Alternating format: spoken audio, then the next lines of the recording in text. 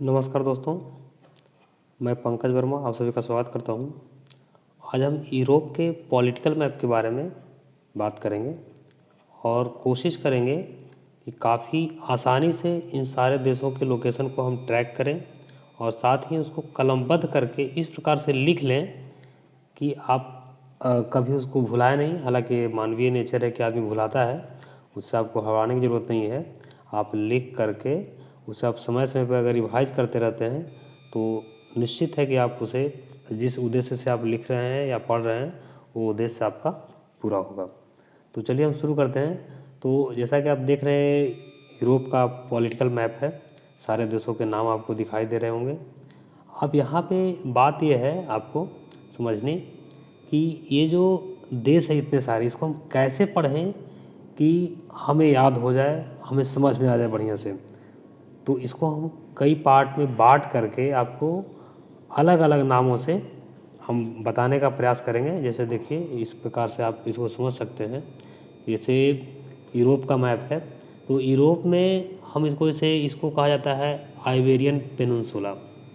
Peninsula का मतलब होता है प्रायद्वीप। जैसे हम कहते हैं भारतीय प्रायद्वीप, तो भारत का जो नीचे वाला हिस्सा है ये वाला जो हिस्सा दक्षिण भारत का, तो यानी जो तीन ओर से पानी से घिरा होता है क्षेत्र, उसको हम पेनिनसुला कहते हैं, यानी प्रायद्वीप कहते हैं। तो हम यहाँ पे इसको इस रूप में हम ये समझने का प्रयास कर रहे हैं कि ये जो है आइबेरियन पेनिनसुला है, प्रायद्वीप है। इसको जो है इटालियन पेनिनसुला कह रहे हैं इसको, ये वाला क्षेत्र को। और ये वाला क्षेत्र है जो बाल्कन पेनिनसुला। तो इस प्रकार से हम इधर दो तीन पार्ट इधर हो गया। तो इसके अंतर्गत जो जो देश है उसको हम समझने का प्रयास करेंगे। इससे चीज़ें क्या होगा ना कि तोड़ के पढ़ने में हम उसको आसानी से समझ लेंगे। ये वाला जो पार्ट है यूके का पार्ट है कि नहीं, ये यूके का पार्ट है। तो यहाँ पे कौन सा एक, इसको हम पूरा को एक नज़र में देख लेंगे। यहाँ पे जो स्कैंडिनेवियन कंट्री है कि नहीं, इसको हम अलग से देख लेंगे। यहाँ पे एक जूटलैंड, यहाँ ध्यान दीजिएगा, यहाँ पे जूटलैंड पेनिनसुला है। ये वाला क्षेत्र जो है इसको जूटलैंड पेनिनसुला भी कहा जाता है। तो हम इस रूप से, इसके अलावा कुछ हम ऐसे देख लेंगे कि ये जो है बाल्कन का क्षेत्र है। तो बाल्कन में कौन कौन देश आता है, तो इसको इस प्रकार से देख लेंगे। बाकी कुछ बड़े देशों को हम पूरब से पश्चिम की ओर जाते हुए इस प्रकार से रीड कर लेंगे। कुछ देशों को हम लैंडलॉक्ड के रूप में चिन्हित कर लेंगे। तो इस प्रकार से हम उसको तोड़ तोड़ करके सारे देशों को हम अध्ययन करेंगे। तो चलिए हम शुरू करते हैं यहाँ से। अब यहाँ पे देखिए, जो आप देख रहे हैं मैप यूरोप का, आप एटलस का मैप आप भी खोल लीजिए। जो आइबेरियन पेनिनसुला है उसमें दो देश है। कौन कौन है, एक स्पेन है, एक पुर्तगाल है। तो यहाँ पे आपको ध्यान रखना है, यहाँ पे देखिए जिब्राल्टर, ये सब पढ़ेंगे हम बाद में। जिब्राल्टर जल संधि है, इधर अफ्रीका हो जाता है। इधर जो है इस तरफ, ये जो हम आपको दिखा रहे हैं, ये वाला अफ्रीका है, क्योंकि लिखा हुआ दिखाई दे रहा है आपको, तो ये अफ्रीका है। तो यहाँ पे ये जो आइबेरियन पेनिनसुला है उसमें दो देश है। कौन कौन, पुर्तगाल और स्पेन। तो ये आपको याद हो गया होगा। इसके अलावा हम सीधा इस तरफ यानी कि आगे की ओर बढ़ते हैं। इधर से जब हम ईस्ट की ओर बढ़ते हैं, यानी ईस्ट तरफ मतलब इस तरफ पूरब की ओर, तो यहाँ पे आपको इटालियन पेनिनसुला दिखाई दे रहा है। तो इटली के अंतर्गत देखिए कौन कौन है, यानी कि जो इटली प्रायद्वीप है इसके अंतर्गत कौन कौन सा देश पड़ता है। तो यहाँ पे देखिए एक वेटिकन सिटी है, यहाँ पे एक वेटिकन सिटी आपको दिखाई दे रहा होगा, ये वेटिकन सिटी है। और सैन मारिनो एक यहाँ पे देश है। तो इसके अंतर्गत तीन देश हो गया, एक इटली हो गया, एक वेटिकन सिटी हो गया, और सैन मारिनो हो गया। देखिए आप बस अभी लोकेशन देखते जाइए, आपको हम इसको लिखित रूप में यानी कलमबद्ध करके भी दिखा देंगे, और आप उसको लिख लीजिएगा। तो फिर आपके लिए ही काफ़ी लाभदायक होगा, और आपको ज़्यादा समझने में जो है समस्या नहीं होगा। तो आप इसको समझ लिए, आइबेरियन समझ लिए, इटली प्रायद्वीप समझ लिए। अब एक इम्पॉर्टेंट जो है आपको समझना है, यहाँ पे बाल्कन को समझना है। बाल्कन देखिए इस प्रकार से जो है, ये वाला जो एरिया है ये बाल्कन है। बाल्कन प्रायद्वीप जो है ये है। तो इसके अंतर्गत कौन कौन देश है इसको समझना आपको ज़रूरी है।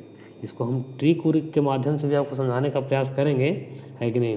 तो इसमें आपको समझना देखिए कौन कौन है कि जो बाल्कन कंट्री है यानी बाल्कन देश है तो उसमें कौन कौन है। देखिए यहाँ से हम शुरू करते हैं, यहाँ से अगर हम शुरू करते हैं इटली के जस्ट हम कह सकते हैं कि ईस्ट से, तो यहाँ पे स्लोवेनिया, देखिए यहाँ पे स्लोवेनिया आप मैप में जो है देखते रहिए, स्लोवेनिया है। उससे हम दक्षिण की ओर यानी नीचे की ओर यानी एड्रियाटिक सी को पकड़ते हुए यानी एड्रियाटिक सी से लगने वाले देशों को सहारे हम नीचे की ओर बढ़ते जाएंगे। तो स्लोवेनिया के बाद क्रोएशिया है, फिर क्या है क्रोएशिया है, आप अपना मैप में भी देखिए। फिर है बोस्निया हर्जेगोविना, फिर यहाँ पे देखिए बोस्निया हर्जेगोविना है। फिर है मॉन्टेग्रो, इसके बाद है मॉन्टेग्रो, बोस्निया हर्जेगोविना के बाद मॉन्टेग्रो।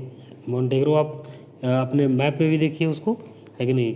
फिर देखिए अल्बानिया है, यहाँ पे देखिए मॉन्टेग्रो है, इसके बाद अल्बानिया है। अल्बानिया के बाद जो है अगर हम नीचे की ओर जाएंगे तो ग्रीस है, ये जो है ग्रीस है। ये देखिए ये वाला पार्ट जो है तुर्की का हिस्सा है, ये तुर्की है ही, और तुर्की के ठीक सामने उसके सामने कौन सा देश है ग्रीस है, लेकिन तुर्की के सामने कौन है ग्रीस, टर्की, इसको इंग्लिश में टर्की भी कहते हैं। तो टर्की ग्रीस, टर्की यानी ट्रक में ग्रीस की ज़रूरत होती है, तो ये ध्यान रखिएगा टर्की के सामने है ग्रीस। तो इसको हम इस रूप में देखिए, यहाँ पे हम एक बाल्कन कंट्री के रूप में भी पढ़ रहे हैं, और दूसरा किस रूप में पढ़ रहे हैं कि जो कौन कौन बाल्कन कंट्री है जो एड्रियाटिक सी से लगता है। देखिए वाला जो है एड्रियाटिक सी है, आप मैप में भी अपना देखिए एड्रियाटिक सी है। तो कौन कौन देश है जो एड्रियाटिक सी से लगता है, तो इसको भी हम देख लिए।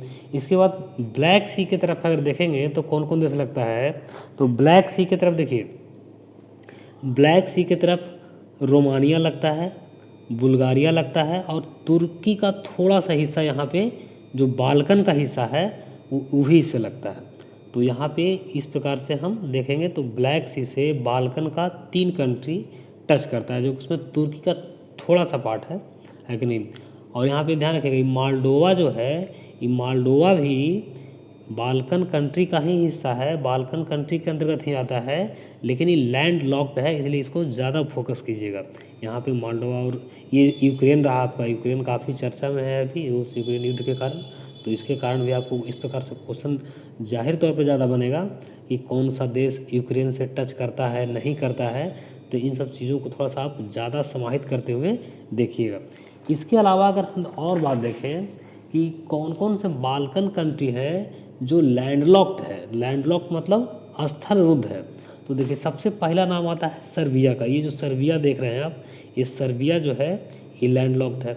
इसके बाद है मैसिडोनिया, है कि नहीं, इसके बाद है मैसिडोनिया, और मैसिडोनिया के बाद है फिर कोसोवो। देखिए इसके नीचे थोड़ा सा आपको, आप अपना मैप में देखिएगा वहाँ पे आपको दिखाई दे रहा होगा, ये जो है कोसोवो यहाँ पे है, एक छोटा देश है।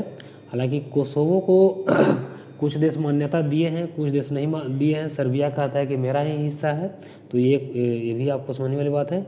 और ये आपको हम बताएं एक मालडोवा, मालडोवा भी बाल्कन सॉरी बाल्कन कंट्री ही है, जो किसका हिस्सा है, बाल्कन का मतलब बाल्कन प्रायद्वीप के अंतर्गत ही आता है कि नहीं, जो कि लैंडलॉक्ड है। तो ये चीज़ भी ध्यान रखना है आपको। तो यहाँ पे 4 कंट्री जो है बाल्कन प्रायद्वीप का जो लैंडलॉक्ड है, सर्बिया, मैसिडोनिया, कोसोवो और मोल्डोवा। तो ये चीज़ें आपको यहाँ पे इस रूप में ध्यान रखना है। इसके अलावा अगर हम आगे चलें और इधर, तो आपको हम एक इम्पॉर्टेंट चीज़ बता दें कि ये जो देश है ये वाला, और यहाँ एक आइसलैंड आपको दिखाई दे रहा होगा ये, और यहाँ पे डेनमार्क, तो ये जो हिस्सा है इसको बोला जाता है स्कैंडिनेवियन कंट्री, स्कैंडिनेवियन प्रायद्वीप इसको बोलते हैं। तो इसमें मेनली जो है कहीं कहीं आपको 3 ही देश मिलेगा, है कि नहीं, तो ये चीज़ ध्यान रखिएगा, नॉर्वे, स्वीडन और फिनलैंड। लेकिन कहीं कहीं मोस्टली बुक में जो है आपको इसमें इसके अंतर्गत 5 कंट्री दिखाई देता है। कौन कौन, नॉर्वे, स्वीडन, फिनलैंड, डेनमार्क और आइसलैंड, है कि नहीं। इसको हम बहुत आसानी से याद रखेंगे, आपको हम लिख के फिर बताएंगे तो वहाँ पे कैसे याद रखना है उस समय देखेंगे। लेकिन अभी हम आपको सिर्फ एक लोकेशन ट्रैक करवा दे रहे हैं कि कहाँ कहाँ पे कौन कौन है, उसको एक बार देख लीजिए। उसके बाद फिर हम और इसको ट्रिकली के माध्यम से बताएंगे, तो वहाँ पे ज़्यादा समझ में आएगा आपको। इसके अलावा फिर हम यहाँ पे बात करते हैं ब्रिटेन के पास। तो ब्रिटेन को देखते हैं, यहाँ पे देखिए यूनाइटेड किंगडम लिखा हुआ है, यूनाइटेड किंगडम। तो आप सुने होंगे, कभी कभी ग्रेट ब्रिटेन सुनते होंगे, कभी लंदन सुनते होंगे, कभी यूनाइटेड किंगडम सुनते हैं। तो इन सब में क्या अंतर है, इसको थोड़ा हम एक नज़र देख लेते हैं। देखिए ये जो हिस्सा आप देख रहे हैं, ये आपका यूनाइटेड किंगडम का हिस्सा है। यहाँ पे जो है ये वाला, ये आयरलैंड का हिस्सा, ये आयरलैंड है। और आयरलैंड का थोड़ा हिस्सा जब इसमें मिल जाता है तो ये पूरा हो जाता है यूनाइटेड किंगडम। लेकिन आपको इस रूप में दिखाते हैं, यहाँ पे देखिए, यहाँ पे इसको ग्रेट ब्रिटेन बोला जाता है। कब? जब ये वाला पार्ट पूरा जो है अगर रहता है एक साथ, तब इसको हम ग्रेट ब्रिटेन बोलते हैं। ग्रेट ब्रिटेन में कौन कौन आता है? वेल्स, इंग्लैंड और स्कॉटलैंड, ये तीनों मिल जाते हैं, यानी तीनों मिल करके ही ग्रेट ब्रिटेन बने हैं। इंग्लैंड देखिए, इंग्लैंड इतना अलग है, इंग्लैंड अगर हम बोलें तो इंग्लैंड इतना ही है। इंग्लैंड जैसा कि आप कलर्स देख रहे होंगे, तो इंग्लैंड इतना ही है, ये वेल्स है, ये स्कॉटलैंड है। और यहाँ पे ये वाला हिस्सा, जब उत्तरी आयरलैंड वाला हिस्सा इतना मिल जाता है इसमें, यानी इसमें उत्तरी आयरलैंड भी शामिल हो जाता है, तब बन जाता है वो ग्रेट ब्रिटेन। तो आप काफ़ी इसको आसानी से याद रखिएगा। ग्रेट आपसे बहुत नॉर्मल क्वेश्चन है, लेकिन काफ़ी कह सकते हैं कि हम एक बढ़िया क्वेश्चन है, जो कि इंटरव्यू वगैरह में पूछे जाते हैं ऐसे प्रश्न है कि नहीं, कि ग्रेट ब्रिटेन और यूनाइटेड किंगडम में क्या अंतर है। तो आप बता सकते हैं कि ग्रेट ब्रिटेन जब कहेंगे तो वेल्स, इंग्लैंड और स्कॉटलैंड आएगा का पार्ट आएगा, लेकिन जब उसमें हम उत्तरी आयरलैंड को शामिल कर देंगे तो हो जाता है यूनाइटेड किंगडम। जैसे ये देखिए यूनाइटेड किंगडम है।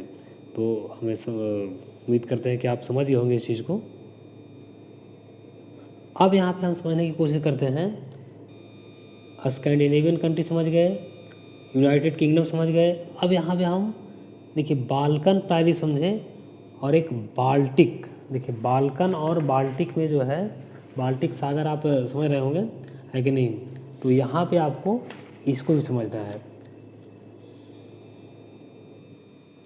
तो जो बाल्टिक सागर है, इसको आप देखिए, ये जो बाल्टिक सागर है, तो बाल्टिक सागर के पास ही, बाल्टिक सागर के पास ही बाल्टिक कंट्री के अंतर्गत कौन कौन आता है। तो यहाँ पे देखिए ये 3 कंट्री जो आता है वो बाल्टिक कंट्री के अंतर्गत आता है। कौन कौन है वो? एस्टोनिया है, लाटविया है कि नहीं, यहाँ पे देखिए ये एस्टोनिया हो गया, लाटविया हो गया और ये लिथुआनिया हो गया है कि नहीं। ये 3 कंट्री जो है बाल्टिक देश कहलाते हैं। तो इसलिए इसको भी यहाँ पे ध्यान रखना है। अब इसमें देखिए 2 देश जो है, एस्टोनिया और लाटविया, जो है रूस के मुख्य भूमि से डायरेक्ट उसका सीमा लगता है, लेकिन जो लिथुआनिया है इसका रूस के मुख्य भूमि से सीमा नहीं लगता है। रसिया का एक पार्ट देखिए यहाँ पे भी है, ये देखिए, तो यहाँ पे भी है, तो इससे लिथुआनिया का सीमा लगता है। हम ये कह सकते हैं कि तीनों बाल्टिक देश का सीमा लगता है रूस से, लेकिन यहाँ पे रसिया का जो कहने का मतलब रसिया का एक पार्ट यहाँ पे छोटा सा यहाँ पे है, उस इसका लिथुआनिया का जो सीमा रूस से लगता है उसके मुख्य लैंड से नहीं लगता है, यानी मुख्य भूमि से नहीं लगता है, उसके एक छोटे से हिस्से से लगता है, जो कि बाल्टिक सागर के पास ही है। तो आप इस रूप में इसको याद कर लिए होंगे। अब देखिए, अब हम कुछ बड़े देशों की बात कर लेते हैं, है कि नहीं। बड़े देश में कौन कौन है? एक तो पहले रसिया हो ही गया, रसिया के बाद देखिए यूक्रेन है। हम जब कहने का मतलब है कि हम पूरब से पश्चिम की ओर बढ़ रहे हैं, तो रसिया हो गया आगे, रसिया के बाद यूक्रेन हो गया। तो आपको याद है कि रसिया उसका मेनली पार्ट एशिया में है, जो कि हम एशिया के बारे में ऑलरेडी पढ़ा चुके हैं, उसको आप वीडियो चाहें तो देख सकते हैं। तो एशिया है, एशिया का मतलब रसिया का मुख्य पार्ट जो है कहाँ है? वो एशिया में है। रसिया का मुख्य पार्ट एशिया में है। अब यहाँ पे समझिए कि रसिया से हम बड़ा देश के रूप में देखें तो यूक्रेन है, यूक्रेन के बाद जाए तो पोलैंड है, पोलैंड के बाद जर्मनी है, जर्मनी के बाद फ्रांस है, इसके बाद स्पेन है, इसके बाद पुर्तगाल है इधर। तो हम इस रूप में एक क्रम याद रखेंगे, क्योंकि ये इसके यूरोप के एक तरह से कह सकते हैं कि प्रमुख देश हैं, और इसको हम इस रूप में कौन किधर है ये याद रखना बहुत ज़रूरी है। एग्जाम में कई बार प्रश्न इस प्रकार से पूछे जाते हैं कि उनका उत्तर पूरब से पश्चिम क्रम क्या है, पश्चिम से पूरब क्रम क्या है, तो इसलिए इसको याद रखिएगा कि इसको जो है यूक्रेन, यूक्रेन के बाद पोलैंड, जर्मनी, फ्रांस और स्पेन। अब इसको ये सारे चीज़ हम एक बार मोटा मोटी देख चुके हैं, अब इसको हम कलमबद्ध करके देखते हैं। तो चलिए आगे चलते हैं। यूरोप के, जैसा कि हम स्कैंडिनेवियन प्रायद्वीप के बारे में आपको बताएं, तो स्कैंडिनेवियन प्रायद्वीप के बारे में कौन कौन देश है इसमें मेनली 5 देश बताए। नॉर्वे की राजधानी ओस्लो है। स्वीडन, इसकी राजधानी स्टॉकहोम है। फिनलैंड, इसकी राजधानी हेलेंस्की है। एक बार और ध्यान रखिएगा, फिनलैंड जो है इसको द्वीपों का देश कहा जाता है, यहाँ हज़ारों द्वीप हैं। डेनमार्क है, डेनमार्क की राजधानी कोपेनहेगन है। और आइसलैंड है, इसकी राजधानी रिक्याविक है। अब देखिए इसको हम याद कैसे रखेंगे। No sweet feeling in Danish ice cream खाते ही होंगे, तो हम कह रहे हैं नो स्वीट फीलिंग, यानी कि जो इन डेनिश आइस, यानी याद रखें डेनिश मैंने क्या, डेनमार्क का आइसक्रीम खाए तो कोई बढ़िया फीलिंग नहीं आया है कि नहीं। तो इसलिए इसको याद रखना है, no sweet feeling in Danish ice. तो इससे 5 स्कैंडिनेवियन प्रायद्वीप के देश जो है आपको याद रहेंगे, 5 देश जो है आपको याद रहेंगे। इसके अलावा भी हम बात किए ग्रेट ब्रिटेन के बारे में, तो ग्रेट ब्रिटेन में कौन कौन आता है, इंग्लैंड, वेल्स और स्कॉटलैंड, है कि नहीं। और यूनाइटेड किंगडम कब होता है, जब ग्रेट ब्रिटेन में उत्तरी आयरलैंड जुड़ जाता है तो उसको हम यूनाइटेड किंगडम कहते हैं। इसको हम मैप से आपको ऑलरेडी बता चुके हैं। इसके बाद हम आगे चलते हैं,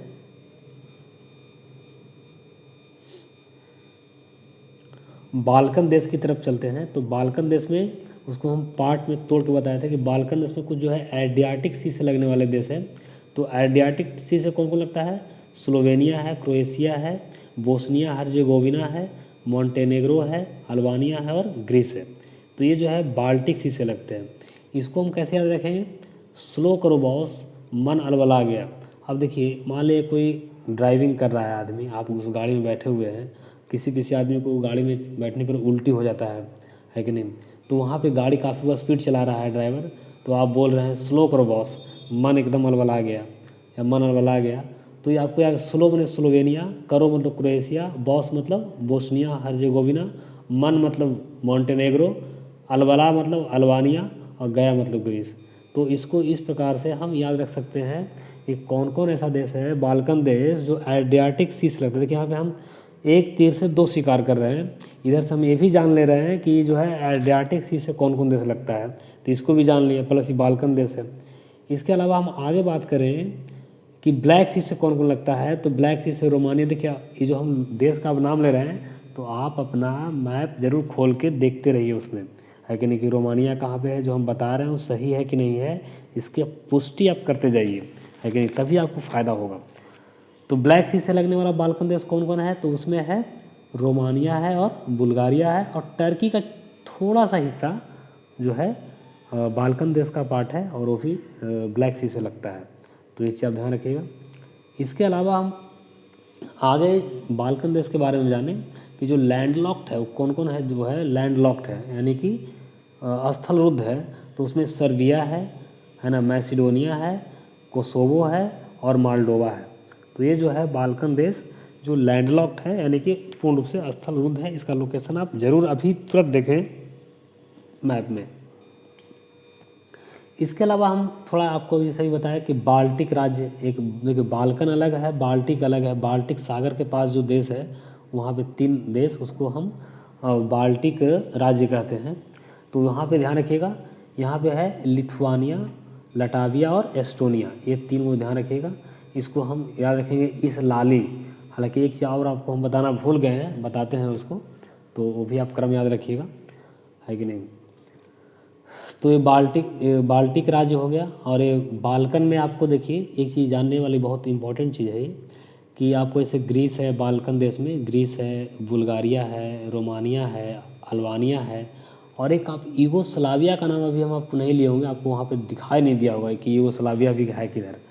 एक्चुअली क्या हुआ कि प्रथम विश्व युद्ध हुआ था, उसके बाद यूगोस्लाविया का विभाजन हो गया, और यूगोस्लाविया के विभाजन के फलस्वरूप ही ये सारे देश बने हैं, Slovenia, Croatia, Serbia, Bosnia Herzegovina, Montenegro, Kosovo, Macedonia, उत्तरी मैसिडोनिया जिसको कहते हैं। तो ये सब जो देश हैं कब बने हैं, ये प्रथम विश्व युद्ध के बाद जो है इसका यूगोस्लाविया के विभाजन के फलस्वरूप बना है। तो ये काफ़ी एक बढ़िया इन्फॉर्मेशन है, इसको आप ध्यान रखिएगा, है कि नहीं। इसके अलावा हम बात करें कि इटली प्रायद्वीप की, तो इटली प्रायद्वीप में हम आपको जैसा कि बताए थे, इटली प्रायद्वीप में इटली है, वेटिकन सिटी है और सैन मारिनो है, 3 देश है उसमें, तो ये भी ध्यान रखिएगा। इटली के उत्तर में 2 देश होगा, देखिएगा मैप में आप, एक स्विट्ज़रलैंड है। स्विट्ज़रलैंड तो हर कोई जानता है, क्योंकि बहुत से लोगों का शौक़ होता है कि हम घूमने के लिए स्विट्ज़रलैंड ही जाएं, है कि नहीं, पृथ्वी का स्वर्ग उसको माना जाता है। तो स्विट्ज़रलैंड है इटली के उत्तर में, देखिए, है कि नहीं। हम और जब फिजिकल मैप इसे पढ़ेंगे तो और उसको थोड़ा सा ट्रेस करेंगे, है ना। अभी तो पॉलिटिकल पढ़ रहे हैं, तो हालांकि अभी ज़्यादा समय है उसको ट्रेस करने का। फिर है एक ऑस्ट्रिया देश है। तो ये 2 देश जो है इटली के उत्तर में है, जो लैंडलॉक्ड है कि नहीं, तो इसको इस रूप में भी हम याद रख लेंगे। इटली को स्पर्श करने वाले अन्य देश की ना बात करें हम, अन्य देश और इसके अलावा जो इसको स्पर्श कर रहा है इटली के, तो एक फ्रांस है, मोनाको है। आप मोनाको को थोड़ा सा ट्रेस करके हमको बताइए कमेंट सेक्शन में कि इसके उत्तर में है, सॉरी पूरब में है या पश्चिम में है। मोनाको देश जो है इटली के ईस्ट में है या वेस्ट में है। आप गूगल अर्थ पर भी सर्च कीजिएगा मोनाको, तो आपको दिखाई दे देगा। तो ये आपका होमवर्क रहा, है कि नहीं, कि मोनाको इटली के ईस्ट में है या वेस्ट में है। ईस्ट या वेस्ट आपको कमेंट करना है। फिर एक स्लोवेनिया है जो इसको टच करता है इटली को। अच्छा, इसमें एक बहुत ही खास इम्पॉर्टेंट इन्फॉर्मेशन है कि सर्बिया जो देश है, सर्बिया के बारे में हम बता रहे थे, तो इसकी सीमा जो है 8 देशों से लगती है, जो कि यूरोप का ये समझिए कि हम कह सकते हैं कि एक ऐसा लैंडलॉक्ड देश है, एक ऐसा देश है कि जिसकी सीमा जो है 8 देशों से लगती है। तो काफ़ी अपने आप में इम्पोर्टेंट क्वेश्चन बन जाता है, तो इसको भी आपको ध्यान रखना है। इसके अलावा हम रूस को स्पर्श करने वाले देशों के नाम गिनाएं, तो इसमें देखिए नॉर्वे है, फिनलैंड है। आप देखिए मैप जरूर देखिए, अभी जो हम जैसे जैसे देश का नाम ले रहे हैं, तो ऐसा नहीं कि आप बस इसको सुनते हैं, कोई फ़ायदा नहीं होगा। फिर आप या तो अगर आप मैप को एकदम इस प्रकार से पढ़ लिए हैं कि जैसे आदमी सुबह शाम टहलने जाता है, किसान अपने खेत के पर, तो आपको लगता है कि अरे हम तो नॉर्वे फिनलैंड में टहलते ही रहते हैं दिन रात, है कि नहीं। वहाँ से जाते हैं, एस्टोनिया जाते हैं, लटाविया, लिथुआनिया, ये सब तो हम मेरा मतलब दिनचर्या ही है, तब फिर आपको मैप देखने की ज़रूरत नहीं है। लेकिन आपका दिनचर्या का पार्ट नहीं है तो आप ज़रूर देखें। मेरा गुजारिश है आपसे कि आप ज़रूर मैप को अभी उलट करके देखें कि हम जो बता रहे हैं वो इन्फॉर्मेशन आप मिलाएं उसको, है कि नहीं। तब माइंड में आपको जो है बढ़िया से इस्टेब्लिश्ड होते जाएगा। तो नॉर्वे है और फिनलैंड है जो रूस को स्पर्श करने वाले देश हैं। इसके अलावा और देश कौन है? एस्टोनिया है, लाटविया है और लिथुआनिया है। बेलारूस है, यूक्रेन है और यहाँ पे पोलैंड है। पोलैंड देखिए, पोलैंड जो है रूस के मुख्य भूमि से टच नहीं करता है, ध्यान रखिएगा इस चीज़ को। पोलैंड जो है रूस के मुख्य भूमि से टच नहीं करता है। ये जो है उसका एक छोटा सा पार्ट जो बाल्टिक सागर की तरफ है उधर से टच करता है। तो ये चीज़ भी आप ये ज़्यादा इम्पोर्टेंट हो जाता है कि नहीं। तो इसलिए इसको भी आप ध्यान रखिएगा। इसको हम याद कैसे रखेंगे? तो देखिए, दो नॉर्वे और फिनलैंड जो है ये स्कैंडिनेवियन कंट्री है, तो इसको तो उस रूप में अलग याद रखना है। इसके अलावा जो उसके मुख्य भूमि से जुड़ा हुआ है इधर, तो देखिए इसको मैं रखेंगे, इस लाली को बेल रस पिलाओ, बेल जो खाने वाला बेल होता है, बेल रस पिलाओ और क्रेन से काला सागर में भेज दो। क्रेन से मतलब यूक्रेन, क्रेन का मतलब यूक्रेन समझिएगा। तो यहाँ पे देखिए एक चीज़ और याद रखिएगा, इस लाली को, तो यहाँ पे हम इसको बाल्टिक देश के रूप में भी बताए थे कि 3 देश जो है एस्टोनिया, लाटविया और लिथुआनिया, इसको हम बाल्टिक देश भी कहते हैं। तो ये बाल्टिक देश जो है रूस से भी टच करता है। तो हालांकि यहाँ पे एक चीज़ और ध्यान रखना है कि ये जो लिथुआनिया है, लिथुआनिया आपको हम जैसा कि बताया कि रूस का एक जो हिस्सा है थोड़ा सा, वो बाल्टिक महासागर, सॉरी बाल्टिक सागर है उस तरफ भी लगता है, तो उसी तरफ ही टच करता है लिथुआनिया। तो यहाँ पे ध्यान रखिएगा कि उस तरफ से अगर हम जाएंगे तो कौन कौन देश मिलेगा। इस लाली को बेल का रस पिलाओ और क्रेन से काला सागर भेज दो, यानी बेलारूस, बेल का मतलब बेलारूस और क्रेन का मतलब यूक्रेन। तो हमें लगता है कि आप इस चीज़ को काफ़ी बेहतर तरीके से समझ गए होंगे। अगर आप मैप स्टडी कर रहे होंगे तो काफ़ी बेहतर तरीके से इसको समझ गए होंगे। अब हम मेन लैंड की बात करते हैं, जो मेन लैंड है उसका, तो उधर से कौन कौन देश मिलता है इस पर बात करते हैं।